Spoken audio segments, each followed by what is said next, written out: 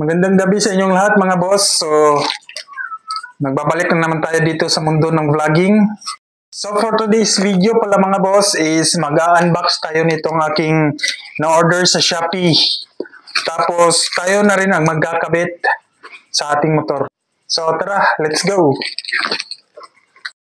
So, na-order pala natin mga boss is speedometer cable. At brand pala nito ay Arumi. So, ilalagay ko na lang sa baba yung link kung saan ko ito binili.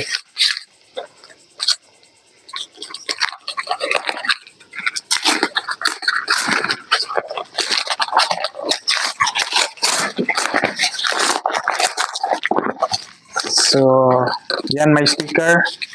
May sticker pala dito. Yun, no? So, para wala nang laman. Oo, wala nang laman. So, ito pala yung nabili nating speedometer cable, mga boss. Kasi sira na yung speedometer ko. Putol na. Bumili pala kayo dito, mga boss, is may mapagpipilian ng mga kulay. Yan. So, sana magkasya sa XRF natin, mga boss. Sa tingin ko, kasya naman. So, tara, ikabit na natin. So, nandito na tayo sa ating motor, mga boss. So, tara, install na natin itong speedometer natin. So, tatanggalin natin itong lumang cable natin, mga boss. So, dito may... Yan, dito, pihit lang natin ito. Tapos, dito sa baba... Susundutin lang natin itong nandito. Yan. Tapos tanggal na. So, ito na naman ikabit natin. Yan. Yan, ang ganda ng cable natin mga boss. Kulay blue. So, ilalagay muna natin itong nasa baba mga boss. Yan. Okay, teka lang. Yan. Punasan muna natin ng ating mahiwag ng kamay.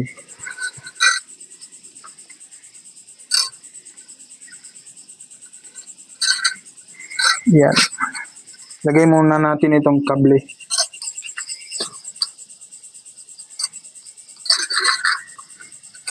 Masyadong madumi mga boss.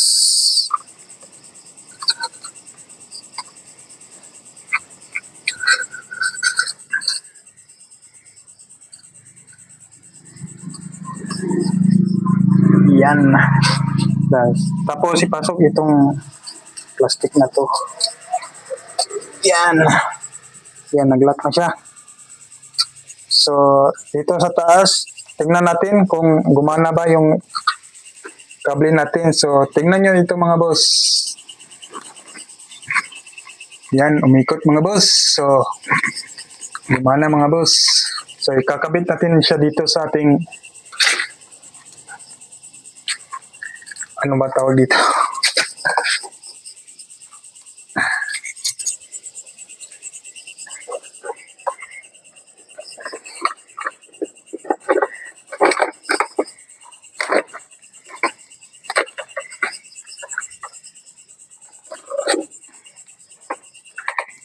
Yan, ilulusot lang natin siya dito. Tapos, ganyan lang.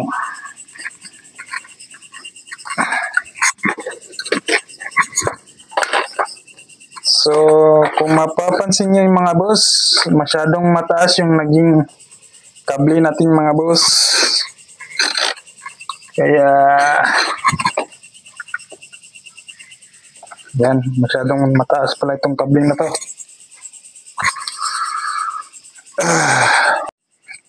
So yun mga boss, nakabit na natin. So issue niya lang dito is masyado siyang mahaba.